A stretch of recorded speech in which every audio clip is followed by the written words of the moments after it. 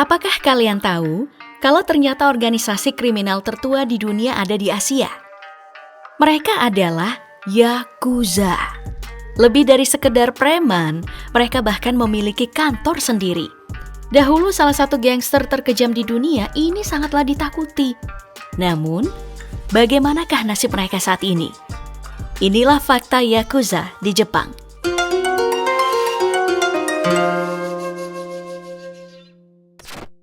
Sejarah awal Yakuza di Jepang dapat ditelusuri kembali lebih dari 4 abad yang lalu.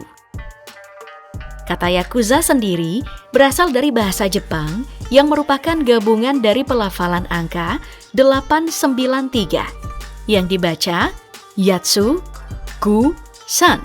Istilah ini berasal dari permainan kartu tradisional Jepang yang disebut Oichikokabu, di mana angka 8, 9, dan 3 memiliki nilai total yang sama dengan 0 poin, sehingga memiliki konotasi tidak berguna atau tidak ada poin.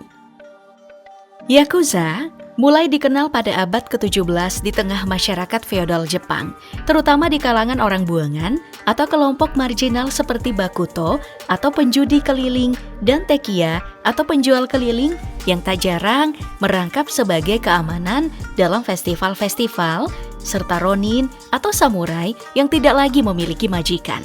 Bakuta dan tekiya mengadopsi banyak tradisi samurai, termasuk kode etik yang ketat dan ritual kesetiaan yang kemudian menjadi ciri khas budaya Yakuza. Pada masa Edo, tekiya diakui secara resmi oleh pemerintah. Pemimpin mereka, Oyabun, dipilih sebagai pengawas dan diberikan status sosial yang hampir setara dengan samurai, termasuk hak untuk memiliki nama keluarga dan membawa 2 pedang. Kelompok ini bergerak dalam administrasi yang berkaitan dengan perdagangan dan alokasi kios, serta perdagangan bisnis milik kelompok pedagang. Sebagai imbalan atas jasa mereka, para pedagang memberikan upah kepada tekiya. Selama pertengahan periode Edo atau Kesogunan Tokugawa, situasi ekonomi dan dominasi kelas pedagang memicu kemunculan kelompok-kelompok Yakuza yang terdiri dari orang-orang yang tidak cocok dengan norma masyarakat dan pelanggar hukum. Mereka membentuk kelompok untuk memeras pelanggan di pasar lokal dengan menjual barang-barang palsu atau berkualitas rendah. Hingga kini, tradisi ini masih menjadi bagian penting dari budaya Yakuza yang terus berkembang dan beradaptasi dengan perubahan zaman, sambil mempertahankan nilai-nilai dan tradisi yang telah ada sejak masa feodal Jepang. Yakuza mencapai puncak kejayaannya antara era 1960-an dan 1980-an, dengan jumlah anggota lebih dari 180.000 orang, dan terbagi dalam kelompok-kelompok kecil. Meskipun zaman telah berubah, beberapa kelompok Yakuza masih mempertahankan identitas mereka berdasarkan bisnis yang mereka jalankan. Namun, banyak juga anggota Yakuza lebih memilih menyebut organisasi mereka dengan nama seperti Gokudo yang berarti jalan ekstrim, atau Ninkyo Dantai yang berarti organisasi terhormat atau kesatria untuk menghindari stigma negatif yang terkait dengan istilah Yakuza. Sistem hierarki dalam Yakuza sangatlah ketat dan mengikuti struktur tradisional yang mirip dengan keluarga, di mana pemimpin disebut Oyabun atau ayah dan anggota disebut Kobun atau anak. Anggota baru Yakuza harus melalui serangkaian ujian yang menguji pengetahuan mereka tentang organisasi, undang-undang, dan perekonomian Jepang. Salah satu ritual penting adalah Sakazuki Goto, di mana anggota baru harus minum dari cangkir kecil sebagai simbol anak, sementara pemimpin minum dari cangkir besar menandai ikatan kesetiaan. Nah, tato atau irezumi adalah simbol yang sangat penting dalam Yakuza. Setiap tato memiliki makna khusus, seperti keberuntungan, kebangkitan, atau kekuatan dengan desain yang berbentuk ikan koi, naga, burung phoenix, sakura, dan samurai. Tato ini tidak hanya menunjukkan komitmen anggota kepada kelompok, tetapi juga aspek kepribadian dan pencapaian mereka. Lalu ada juga nih yubitsume, yaitu tindakan memotong jari sebagai bentuk penebusan dosa atau permintaan maaf atas kesalahan yang dilakukan dan tanda setia. Semakin banyak kesalahan yang dilakukan, semakin banyak jari yang akan dipotong. Dan untuk menyamarkan kehilangan jari ini, anggotanya sering menggunakan jari palsu agar tidak mencolok. Kebiasaan itu juga sudah ada sejak zaman Edo. Status hukum Yakuza tetap unik dibandingkan dengan organisasi kriminal di negara lain. Mereka diizinkan untuk eksis di bawah hak kebebasan berserikat yang diatur dalam konstitusi Jepang. Asalkan tidak mengancam keamanan nasional, moralitas, atau ketertiban masyarakat. Namun, anggota Yakuza yang terlibat dalam kejahatan akan menerima hukuman yang lebih berat dibandingkan dengan pelaku kejahatan lainnya.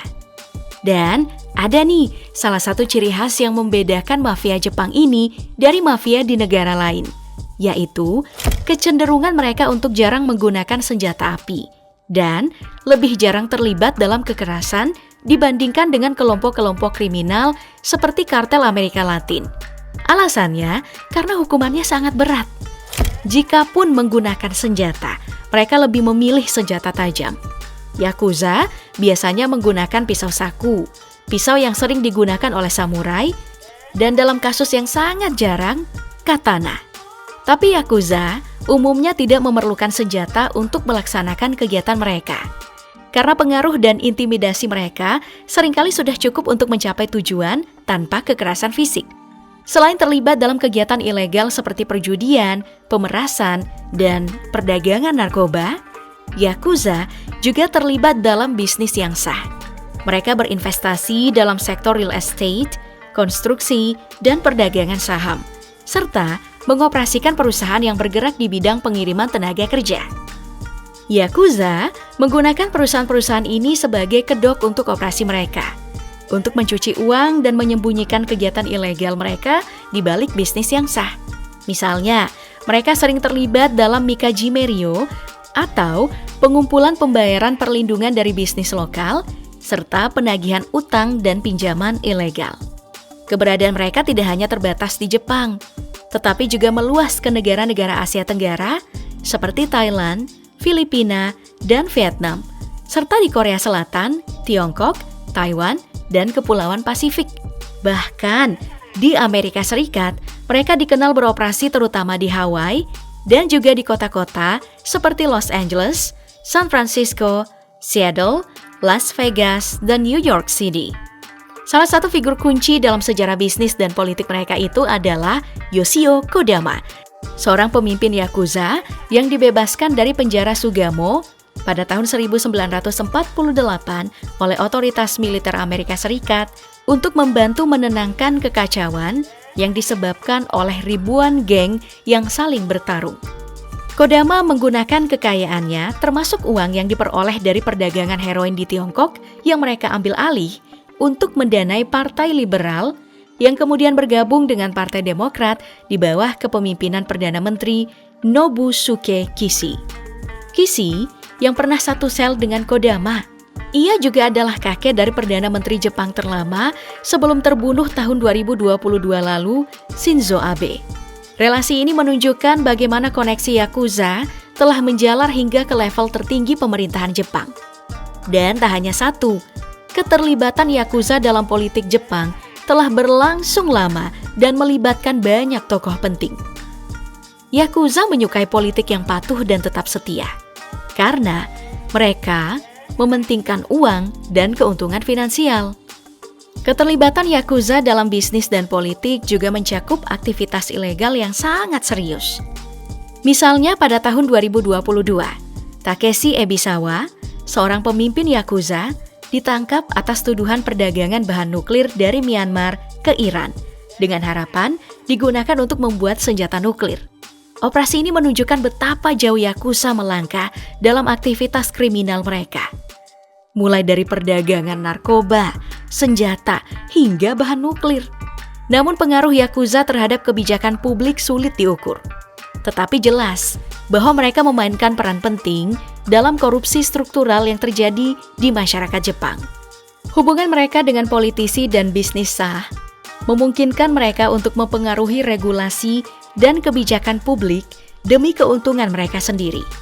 Sebelumnya, organisasi Yakuza pernah beroperasi secara terbuka dengan markas yang bahkan memiliki plakat di pintunya dan terdaftar dalam daftar telepon, serta anggota yang membagikan kartu nama.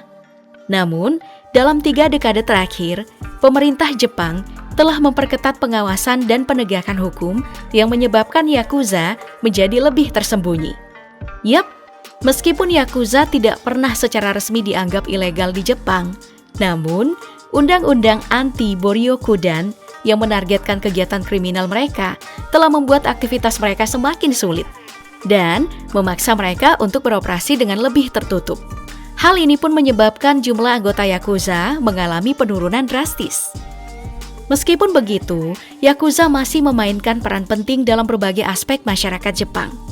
Dalam situasi bencana alam seperti gempa Kobe 1995 dan tsunami Tohoku 2011, mereka bergerak cepat untuk menyediakan bantuan kemanusiaan, bahkan menyalurkan uang miliaran yen, menunjukkan sisi yang lebih sosial dari organisasi ini. Selain itu, Yakuza juga terkadang terlibat dalam kegiatan sosial dan amal di komunitas setempat. Misalnya, festival lokal, serta membantu menjaga ketertiban di wilayah-wilayah tertentu dengan cara mereka sendiri. Selain itu, dalam budaya populer Jepang, Yakuza sering digambarkan dalam film, serial TV, dan game sebagai karakter yang kuat, setia, dan memiliki kode etik tersendiri.